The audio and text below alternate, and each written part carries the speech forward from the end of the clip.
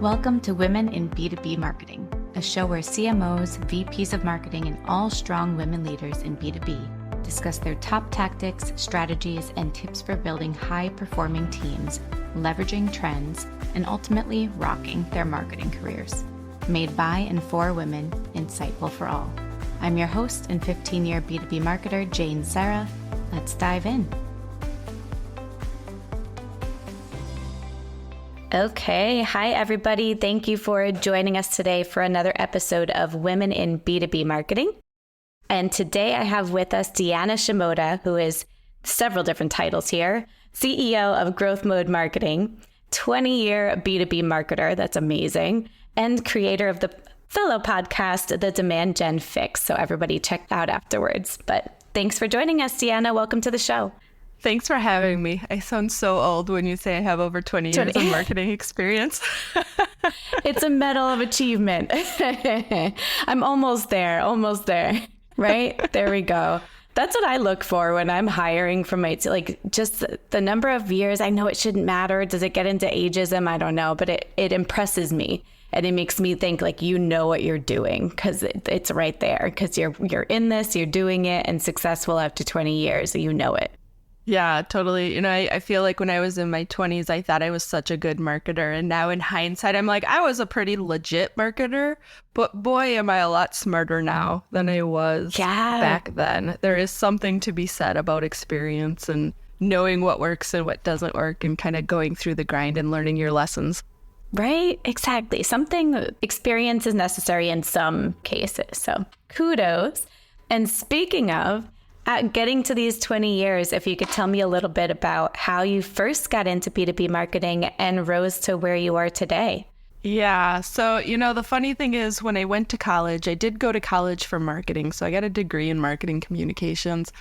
I had this plan that I was going to do PR in the dairy industry, which, you know, there's a whole story behind that. But yeah, so how I ended up at B2B is a great question. But once I graduated college, it was 2000. It wasn't the greatest market. You're trying to find a job. And I was looking for jobs in the dairy industry, but also outside of the dairy industry. And I ended up actually at a nonprofit organization, which was a wonderful organization that did education and training to uplift minorities in my local community here in Minnesota. I got laid off because they had some financial difficulties and marketing, I was like their first marketing hire ever, wasn't the priority versus being able to continue to provide the services to the community that they were doing. One of the board of director members for that organization ended up referring me into the company that he founded. And it was called Clark Bardis Consulting. And it was in the B2B space. And so I landed in that company. And every job I had since then has been in the B2B space. I just ended up kind of going down that path. And it's a far cry from PR in the dairy industry, but I truly I haven't looked back since I got into B2B because I just find it so fascinating how complex marketing can be on this side of the equation. Yeah. It's funny. I feel like B2C to B2B, although there's many variations of that right in between, but B2C to B2B, I see more often than B2B going into B2C. I wonder why that is. Right. Yeah, that's a great question. I was listening to one of your more recent podcast episodes and your guest had said, I think B2B is harder than B2C. And I was like shaking my head along. I'm like, I totally agree. I think that it's more like fun and sexy to be in B2C, but B2B certainly is a different beast. And I think there's lots of opportunities if you're a marketer to really do a lot of different things than you would in B2C. So I think a lot of times people kind of go down one path or the other, but yeah, you don't see a lot of B2C jumping into B2B, and probably because of the complexity of the B2B side. If you're not already there, it's harder to make that jump. Yeah, so interesting. I wonder there's a few companies in B2B that kind of do some similar things to B2C, like they do the billboards and the TV, but you see that a lot less with most B2B companies. So I'm curious Right. too, as your career progressed, when did you decide and what made you decide to open up your own agency? Like what signals told you it was time? So when I first graduated college, I actually thought I want to work in the agency world. And so instead of taking a full-time job, I took a short-term gig as a summer intern at a marketing agency. And I thought it was really fun. And that actually was a B2C agency. But then I went to the nonprofit and kind of forgot about the agency world. So it wasn't like I was sitting there thinking someday I'm going to work on the agency side again. I had kind of moved on from that. And then 8 years ago, I was a vice president of marketing at a software company in the network security space. And they were private equity backed. And they brought me in to build the marketing foundation from the ground up, build the team out. And we're like, here's a budget, figure out how to help us grow, like 10x in 5 years. It was a very big undertaking. And I was looking for marketing agencies that understood where we were at as an organization, and was finding as I was talking to different marketing agencies locally and across the US, trying to find a B2B marketing agency that I thought was a good fit for us, that there just aren't as many B2B marketing agencies out there. There are so many B2C and there are so many hybrid agencies where I would go and I would talk to them and they'd be like, yes, we specialize in B2B. And then you'd look at their book of business and it would be like at least 80% B2C and the other would be B2B. And it's like, okay, that's not a specialization in my book. That's, we'll take the revenue, but we're really not experts in it. And even the B2B organizations that I talked to didn't always understand where I was coming from, because I think a lot of times in the agency world, people land in an agency fresh out of college and their whole professional career, like it's very common for them to grow up in the agency world and never actually work on the corporate side. And so what I found is I'm going and I'm having these conversations with these agency leaders and I'm like, okay, here's the situation. We are supposed to be in hyper growth. Right now, we're struggling with leads and really getting traction. My CEO and board of directors and investors are telling me we need leads. We need them yesterday. I'm looking for an agency to help me kind of navigate this and build a strategy and execute on it that will work.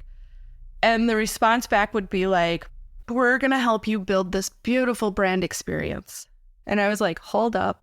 This is not what I'm talking about. Now, as a marketer, I fully appreciate the value that brand brings into it. And I think today more than ever, that is a really key part about being able to build leads.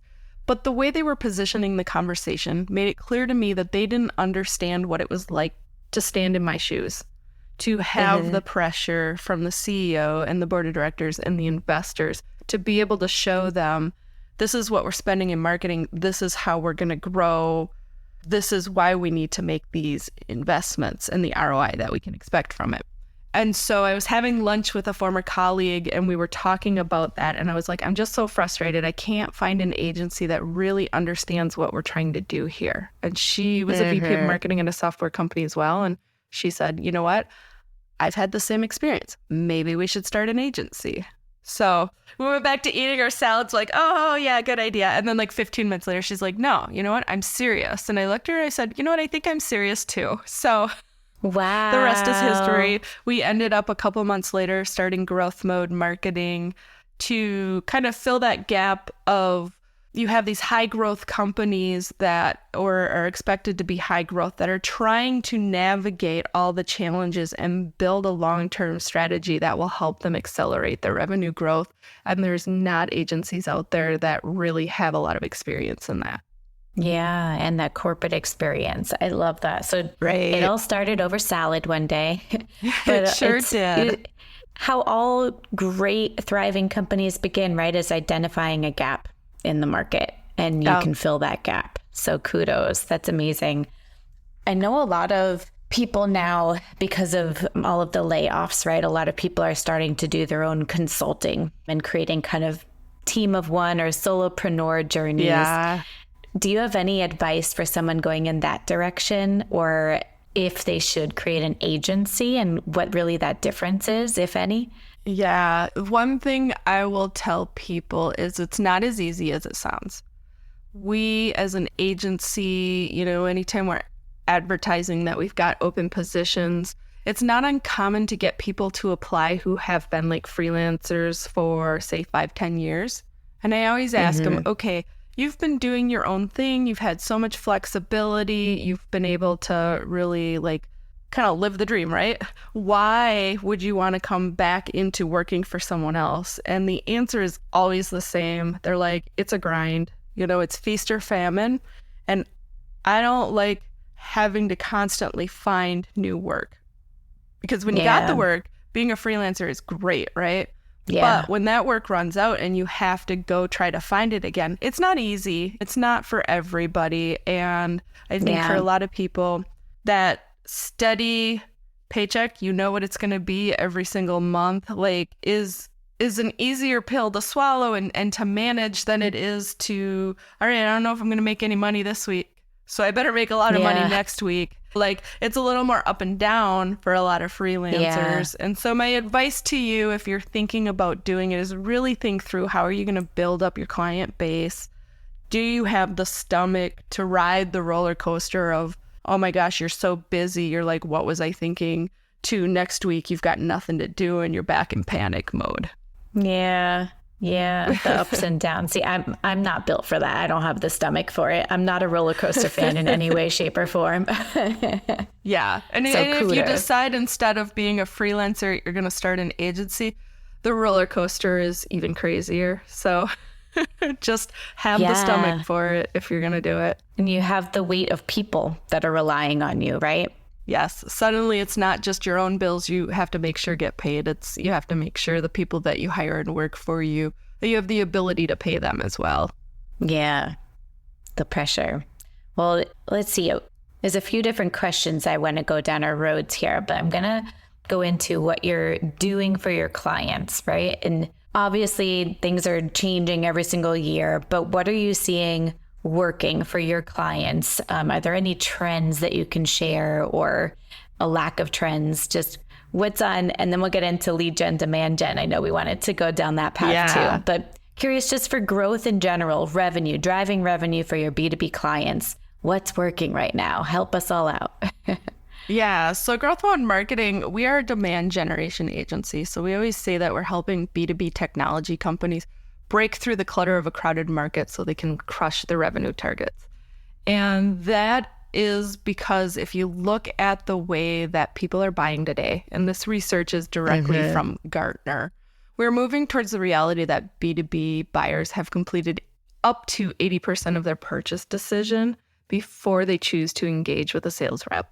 And 72% of B2B buyers would prefer to have zero interactions with a sales rep during the purchase process. What that translates to is people are very reluctant to have a conversation with sales and to engage with them early on in their decision process, right? And if you step back and think about that, that means that those buyers are almost made up their mind by the time that they're willing to talk to you. So from a marketing standpoint, the advice that I have for organizations is to make sure that your digital footprint becomes your best sales rep.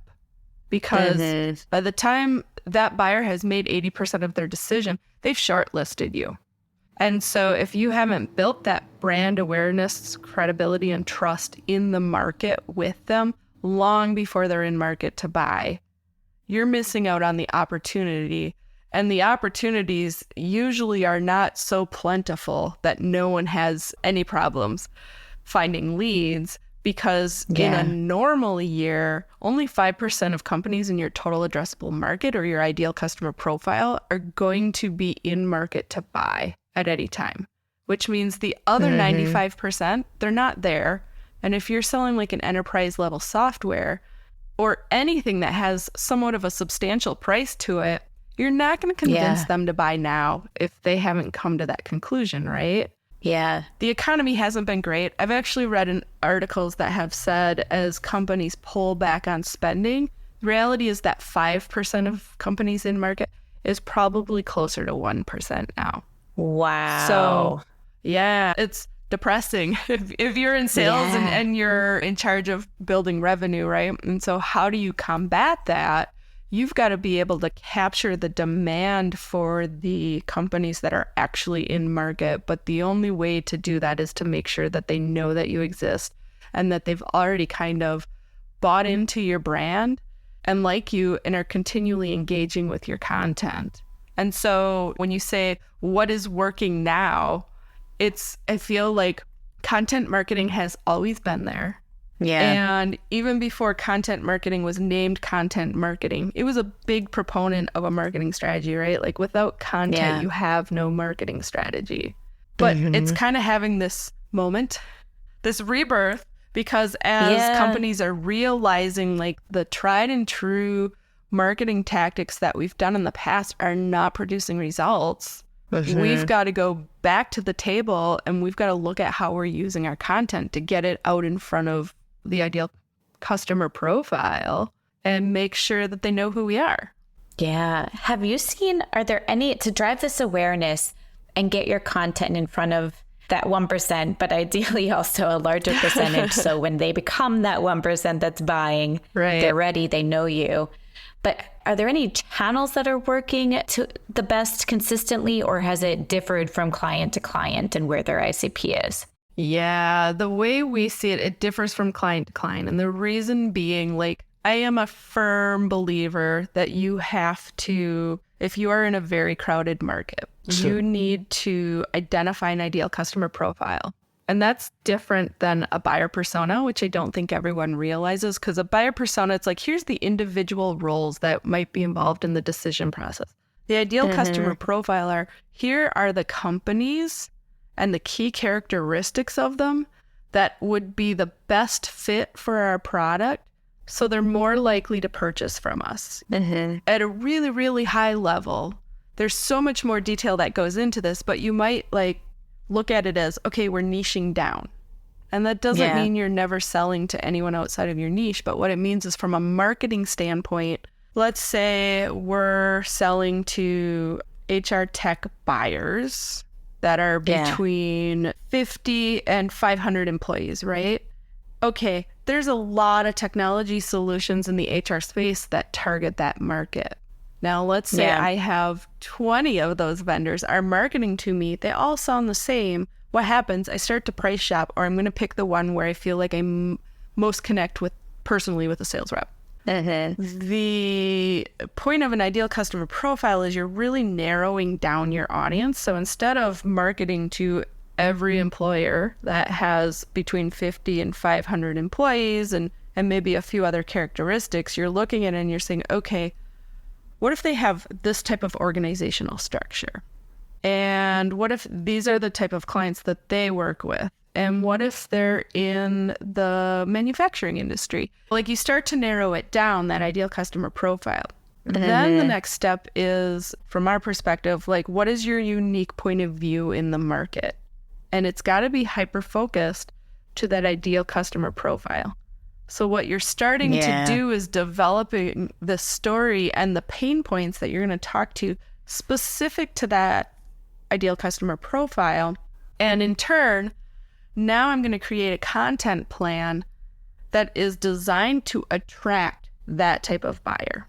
And the benefit of getting that hyper focus and doing that is that you're creating a message that will resonate better with them. Because now I have 20 HR tech vendors marketing to me, but one of them is talking about the pain points specifically to managing a workforce within a manufacturing plant, and how you've got shift differentials and high turnover, and there might be safety hazards on the manufacturing floor, and there are high training standards to put people into positions. Like, all those things.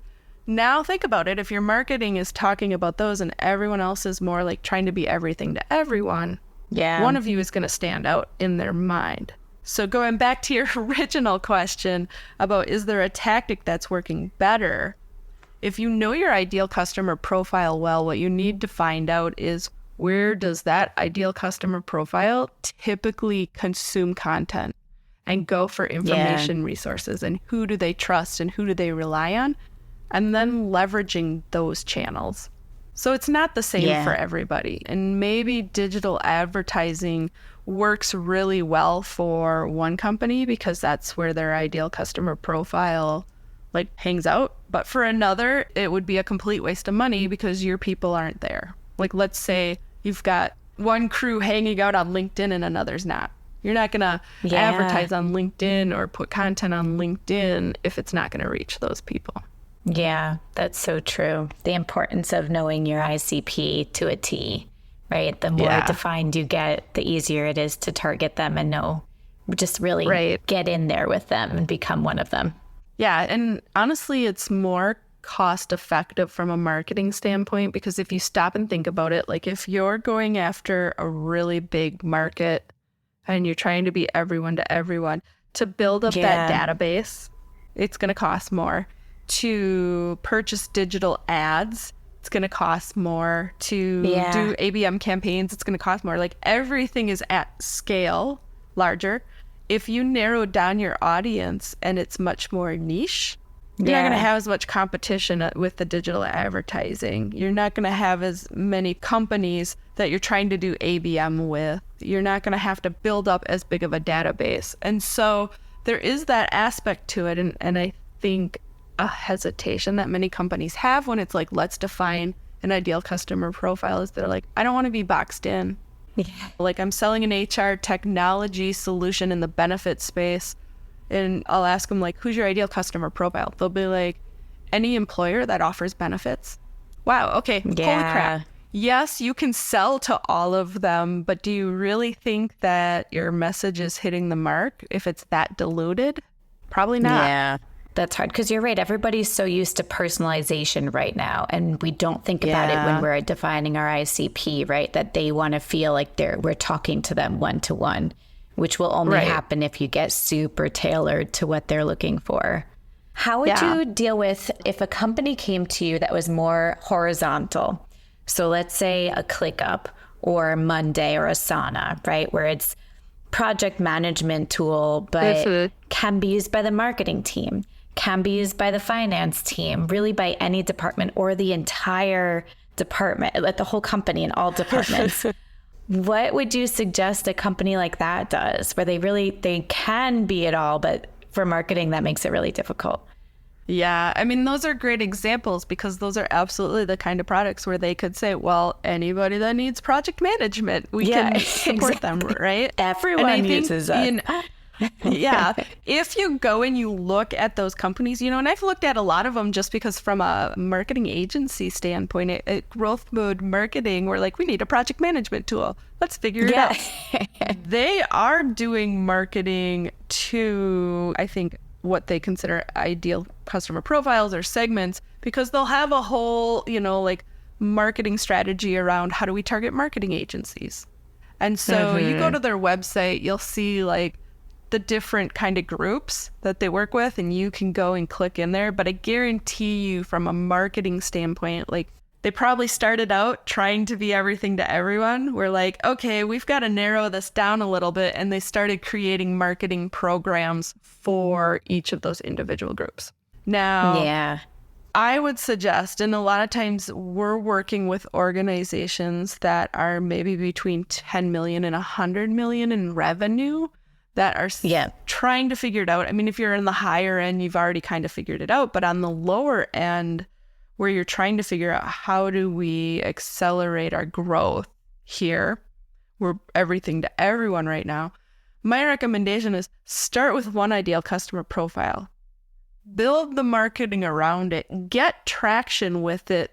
Then you can consider adding another ideal customer profile to the mix. And as you get good at each of them, you can continue to add until it just, like, you're so well known in the market that you don't have to specialize specifically in one specific segment or ideal customer profile. Yeah, really good advice. So kind of still get that ICP, and you can do one ICP at a time, even though horizontal companies might have multiple ICPs. Right. And it probably took them a while. Like they didn't launch them all at once, right? Like it took them a while from a marketing standpoint to build those out. And now they're well known and more established. And that's why they have multiple. And I understand the hesitation from business leaders of why would we sell to just one market? That's not what I'm saying at all.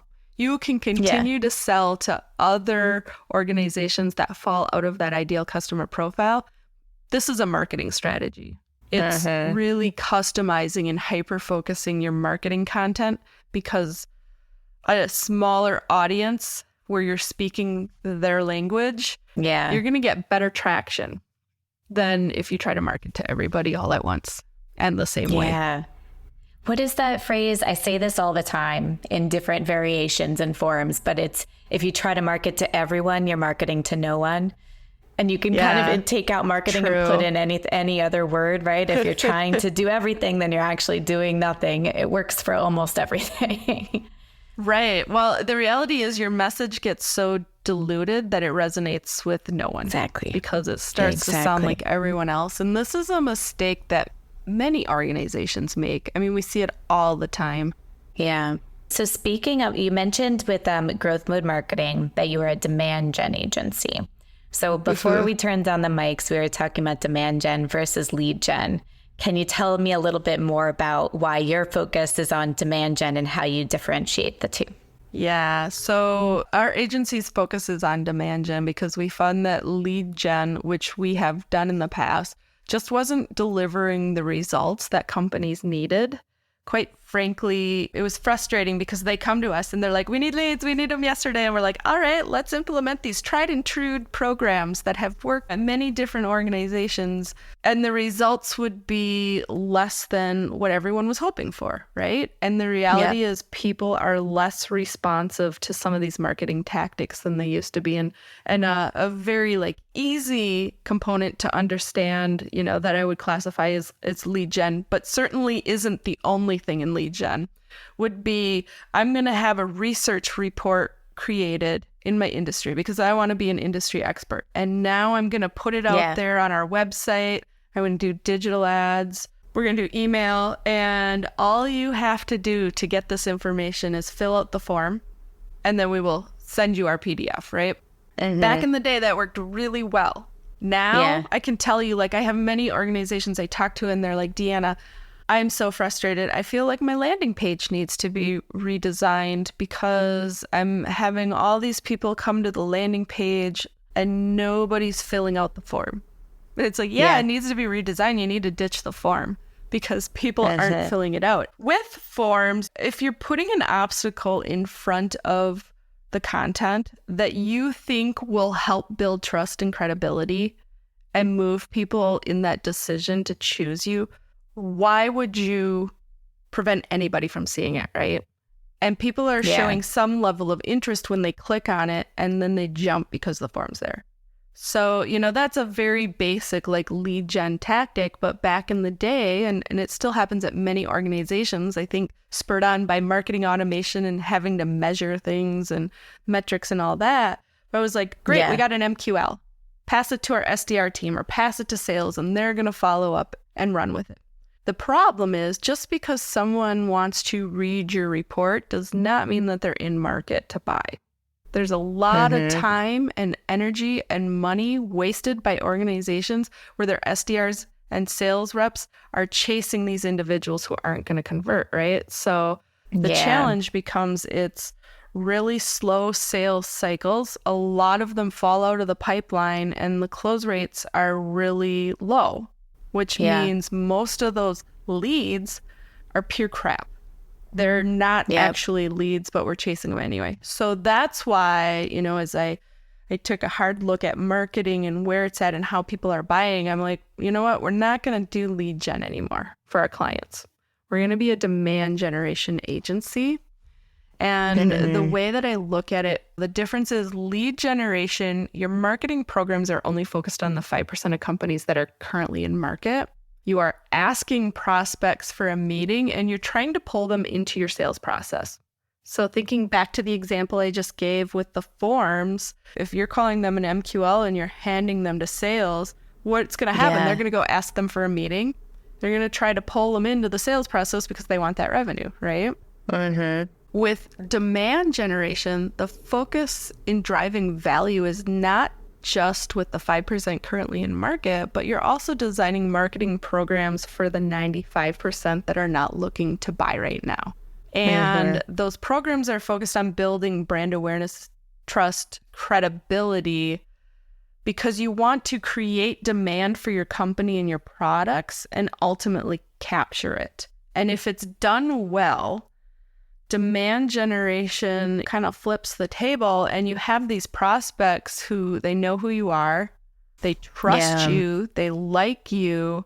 When they're in market to buy, they're going to ask you for a sales meeting, and they're going to invite you into their buying process. And as you can imagine, when the tables are flipped and someone's saying, hey, I want to talk to you, versus the sales team chasing them and saying, we'd like to talk to you. Yeah. They're much higher quality leads, which that's what salespeople want from marketing, right? Like leads that are ready to buy, that are not going to be this 18-month sales cycle that ends in disappointment for everybody.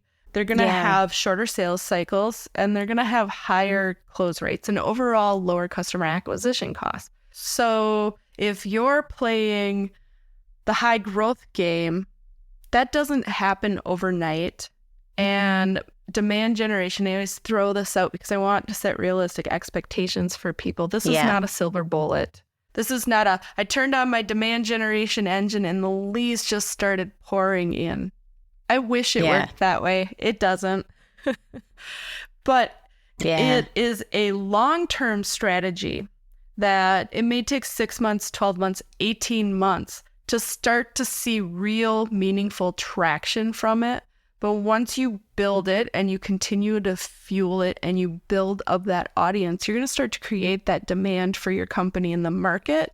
It's going to ultimately be the catalyst to growth in the long term. I feel like lead generation is more of the short-term game, and demand generation is more of a long-term game. And you've got to be able to balance both short-term needs of the business and long-term growth goals. Well, two things. One, I want to get to how you do that, how you balance that, the short-term, we need this yesterday goals versus the long-term, and getting people, execs, and the whole team to be patient. And also, I just want to point out, I think that you have explained lead gen versus demand gen the best that I've heard. This has been a topic of conversation for so long now, like as it used to only be lead gen, right? And then demand gen came in as a term, and everyone was like, oh, it's interchangeable. And then there was like, no, it's very different. I've heard explanations, but I thought this was super clear on the difference. It's really, at the end of the day, I love the stats of the 5% versus the 95%. You're working with a bigger pool, but at the end of the day, you're driving hand raisers instead of just poor quality numbers for a dashboard. Right. So interesting. But so back to the question, I just wanted to give you those kudos because it's so well explained. Thank you. And then the question, how do we balance those short-term needs and goals versus the long-term growth and putting in the work knowing that's going to pay off in the long term? Yeah, that's a great question, because I think that's a struggle for a lot of organizations. Like, even if they're like, hey, what you're saying makes sense, demand generation is the way we need to go. It's very unlikely for most organizations that, as the marketing leader, you can go to the CEO and the board of directors and be like, okay, heads up. We're going to do demand generation now, which means we're going to turn off lead generation, which means in 2 years we'll be in a great spot, right? Because again, I've been on the corporate side. We need leads. We need them yesterday. Help. We have to hit our revenue targets now. Yeah. So it's not a flip a switch and do one or the other. I think there needs to be a transition period where as you start to build up your demand generation engine, you're also still doing the lead generation simultaneously. But you've got to set realistic expectations with your leadership team, your CEO, your board of directors of this is a long-term strategy with demand generation. And we're eventually going to move away from what we consider lead generation today as we start to get traction with this. But it is going to take time, and it is going to take an investment, and we have to be patient to let this work.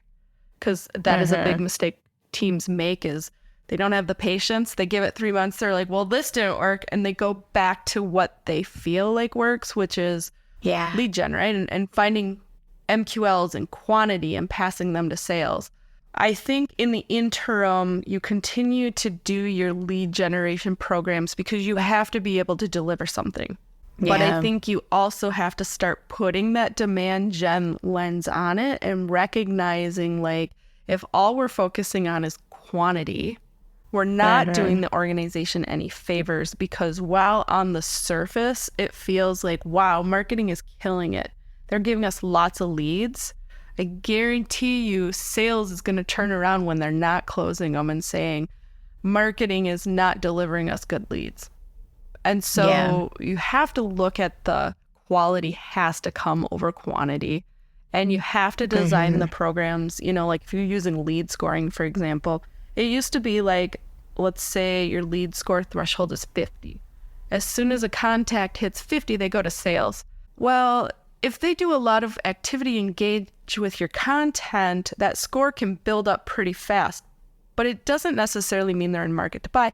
It means they're interested in your content and the topics that you're creating things on, right?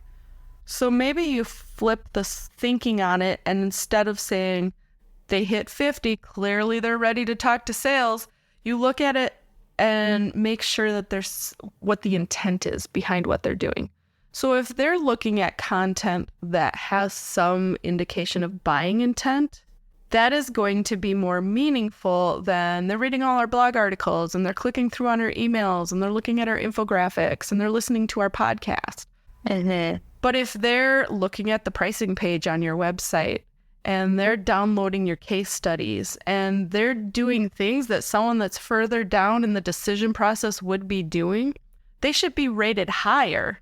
And those are the ones that I think are better lead to pass to sales, so that they have some level of real opportunity in them.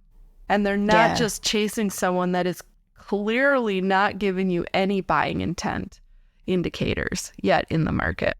And then over time, as you start to get traction with your demand gen engine and you start to see more inbound leads, you're going to start to see the outbound efforts will actually see better results as well, too, because there's more brand awareness and there's more trust in the market.